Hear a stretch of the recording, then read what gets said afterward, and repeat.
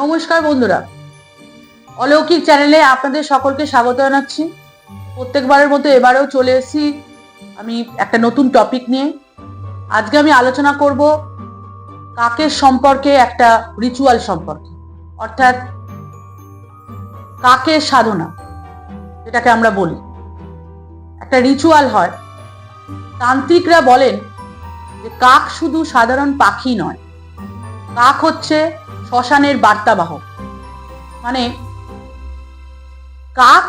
কাকে কি করে না, মৃত আত্মাদের সাথে যোগাযোগ স্থাপন করার মাধ্যম হচ্ছে এই কাক। যখন কোনো মানুষ মারা যায় তখন যদি সেখানে দেখা যায় যে প্রচুর কাক এসে জড়ো হয়েছে এবং কাকা করছে, তাহলে আমরা কি বুঝবো? তাহলে সেই সংকেত পাওয়া যায় যে সেখানে সেই ব্যক্তি যে মারা গেছে তার আত্মা কিন্তু শান্তিপ্রাপ্ত হয়নি, সে আত্মা ঘোরাফেরা করছে। তো আজকে আমি অলৌকিক চ্যানেলে আলোচনা করব যে কাক সাধনা। কাক সাধনাটা কি? সেটা কি একটা প্রাচীন কুসংস্কার, নাকি একটা কোনো রীতিনীতি, রিচুয়াল, যেটা করলে অলৌকিক কোনো ঘটনা ঘটে? অর্থাৎ বলা হয় যে কাক হচ্ছে মৃত ব্যক্তিদের সঙ্গে যোগাযোগ করার একটা বাহক, একটা মাধ্যম। তান্ত্রিকরা কিন্তু এই কাককে ব্যবহার করে এবং এই রিচুয়াল করে। তবে এখানে যদি এই রিচুয়াল করা কিন্তু খুবই সোজা নয়। অর্থাৎ এই রিচুয়াল যদি করা হয় কাকের সম্পর্কে, কাকের সাধনা, সেই কাককে উদ্দেশ্য করে যদি এই রিচুয়াল করা হয়, তবে এই রিচুয়াল কিন্তু মাঝপথে বন্ধ করা যায় না। এটা একটা বিশেষ দিনে করতে হয়, যেমন অমাবস্যার রাতে, এবং এই রিচুয়াল শ্মশানে গিয়ে করতে হয়। তো আজকে আমি বলবো কাকের যে রিচুয়াল আছে, যে কাকের যে সাধনা করে যে রিচুয়াল করা হয়, সেটার মাধ্যমটা আমি আজকে বলবো। কিন্তু সেটা আলোচনা করার পূর্বে বলবো যে আমার ভিডিওটা প্রথম থেকে শেষ অবধি দেখবেন।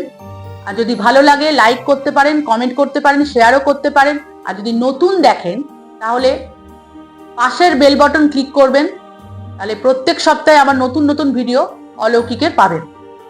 তাহলে আমি আমার বক্তব্যে ফিরছি। তো আজকে আমি বলবো কাকের সাধনা, কাককে কি করে সাধনা করবে। এই যে কাকের যে সাধনা করা হয়, সেটা কি একটা নিছক কুসংস্কার, নাকি এটা অলৌকিক ঘটনাও ঘটতে দেখা যায়, সেই সম্পর্কে আমি আজকে আপনাদের কাছে আলোচনা করব। তো কাককে যদি আমরা সাধনা করি, কাককে আমরা কি বলি না, কাককে সাধনা করলে আমরা মৃত ব্যক্তি, যারা মারা গেছে, ওপারে চলে গেছে, তাদের সাথে নাকি আমরা যোগাযোগ করতে পারবো। অর্থাৎ তাদের বার্তা সেই কাক কিন্তু বহন করছে। সেটা আমি আজকে বলবো কিভাবে। তবে এই রিচুয়াল যখন করা হয়, এই রিচুয়াল করলে কিন্তু অত সোজা নয়। এই রিচুয়াল যদি ভুলভাল ভাবে করা হয়, ভুলভাল বলে যদি মন্ত্র উচ্চারণ করা হয়, এই নিয়ম যদি ঠিকঠাক যদি না মানা হয়, তাহলে কিন্তু সেই পরিবারের ব্যক্তিদের মধ্যে পূর্বপুরুষ যারা আছে তারা কিন্তু অভিশাপ দেয়। অর্থাৎ সেই পরিবারে অভিশাপ ঘনিয়ে আসে। তাই এটা যদি করা হয়, কোনো অমাবস্যার রাতে করতে হবে, বিশেষ দিনে এই রিচুয়াল করতে হবে। আর এই রিচুয়াল করার সময় যদি মনে হয় যে সেটাকে ছেড়ে দেবো, সেটা কিন্তু মাঝপথে হঠাৎ করে বন্ধ করে দেওয়া যাবে না। মাঝপথে বন্ধ করলে কিন্তু বিপদ আছে, অর্থাৎ সে ব্যক্তি কিন্তু অভিশাপ ঘনিয়ে আসবে। তাই সেই রিচুয়ালটাকে প্রথম থেকে শেষ অবধি করতে হবে। আমি বলবো কিভাবে করতে হবে। এই বিশেষ দিন বলতে আমরা বলবো অমাবস্যার রাতে। শুধুমাত্র অমাবস্যার রাতে শ্মশানে গিয়ে কাকেদের এই সাধনা করা হয়। আর এই সাধনা করতে গেলে তান্ত্রিক প্রসাদ দিতে হবে।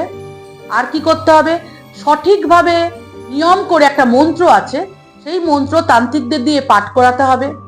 এই মন্ত্রের কিন্তু কোনো রকম ভুল ভ্রান্তি করা যাবে না, সেটা করলেই কিন্তু বিপদ আছে, সেটা বলা হয়। আর যদি কাক সেই প্রসাদ, তান্ত্রিক প্রসাদ, কাককে উদ্দেশ্য করে যে প্রসাদ দেওয়া হয় রিচুয়ালে, সেই প্রসাদ যদি কাক গ্রহণ না করে, তাকিয়ে তাকিয়ে দেখে, তাহলেও কিন্তু বিপদের আশঙ্কা। আর যদি প্রসাদ গ্রহণ করে তাহলে সব ঠিক আছে, অর্থাৎ যে রিচুয়ালটা করা হলো সেটা সঠিক হয়েছে, সঠিকভাবে করা হয়েছে। তবে বলা যায় যে একটা ঘটনা আছে, আপনাদের সেটা বলবো আজকে, যে 1998 সালে বারাণসীতে একজন তান্ত্রিক কি করেছিলেন না কাক সাধনা করেছিলেন, অর্থাৎ বিশেষ দিনের নিয়ম পালন করে কাকের উদ্দেশ্যে প্রসাদও দিয়েছিল, কাক সেই প্রসাদ গ্রহণও করেছিল, কিন্তু সে সঠিক মন্ত্র উচ্চারণ করেছিল। কিন্তু দেখা গেল যে হঠাৎ করে সেই ব্যক্তি মানে সেই তান্ত্রিক যে কাক সাধনার যে রিচুয়ালটা করেছিল তারপর থেকে সে উদাও হয়ে যায়, অর্থাৎ ডিসঅ্যাপিয়ার হয়ে যায়, তাকে কিন্তু আর দেখা যায় না। অনেকে বলেন, শোনা যায় যে এটাকে নাকি অলৌকিকে একটা নিয়ম, অর্থাৎ একটা অদ্ভুত দরজা খুলে যায়, সেই দরজায় সে নাকি ডিসঅ্যাপিয়ার হয়ে যায়, তাকে কখনো দেখা যায় না, অর্থাৎ সে নাকি ভুল একটা ঘটনা ঘটিয়েছিল। কিন্তু তান্ত্রিকরা বলেন যে এই কাক সাধনা করলেই কিন্তু সোজা নয়, যেমন অভিশাপ ঘনিয়ে আসে সেরকম এটা করলে কিন্তু বিপদ হবে, মানে এটা করা কিন্তু সোজা নয়, এটা কিন্তু সবাই সঠিকভাবে করতে পারে না এই কাক সাধনা। তাই কি হয় না, অভিশাপ কিন্তু নেবে আসবেই, এটা হবে। তাহলে কাকের যে সাধনা আছে সেটা প্রশ্ন থেকেই যাচ্ছে, সেটা কি নিছকই একটা অলৌকিক ঘটনা যেটা ঘটলো, নাকি একটা প্রাচীন কুসংস্কার? সেই প্রশ্ন কিন্তু আমাদের কাছে থেকেই যাচ্ছে। তবে এই কাক সাধনা করার পর আজ অব্দি কিন্তু সেই ব্যক্তিকে দেখা যায়নি, তার দেহও পাওয়া যায়নি এবং সে ফিরেও আসেনি। অনেকে বলে নাকি অদ্ভুত একটা দরজা খুলে যায়, সেই দরজা থেকে সে নাকি ডিসঅ্যাপিয়ার হয়ে যায়, সেটা নাকি অনেকে সত্য ঘটনা বলে মনে করে থাকেন। আবার অনেকে প্রাচীন কুসংস্কারও বলে, এটা বলা যায়। বলে প্রচুর কাক নাকি এসেছিল, তারা ডাকাডাকি করেছিল, তারপরে নাকি বিপদের সংকেত দেখা যায় এবং সেই ব্যক্তিকে নাকি আর দেখতে পাওয়া যায়নি, অর্থাৎ কোথাও খুঁজে পাওয়া যায়, তার চিহ্নও পাওয়া যায়, সে জীবিত না মৃত কেউ জানে না। এই কাক সাধনা করার পরে তার এই ঘটনা ঘটেছিল। এটা একটা বারাণসীর ঘটনা, এটা 1998 সালে এই ঘটনাটা ঘটেছিল। তো আজকে আমি আলোচনা করলাম কাক সাধনা সম্পর্কে, তান্ত্রিকদের কিভাবে এই সাধনা করা হয়, আর এটা কি নিছক কুসংস্কার নাকি এটা কোনো অলৌকিক ঘটনা, সেটা ঘটবেই সবাই বলে, সে সম্পর্কে কিন্তু আমাদের এখনো প্রশ্ন থেকেই যাচ্ছে। তো আজকে আমি আমার বক্তব্য এখানেই শেষ করছি। পরবর্তী পর্বে চোখ রাখবেন, আমি আরো অন্যান্য ইন্টারেস্টিং ভিডিও নিয়ে আলোচনা করব। আমার বক্তব্য আমি এখানে শেষ করছি। সবাই ভালো থাকবেন, নমস্কার।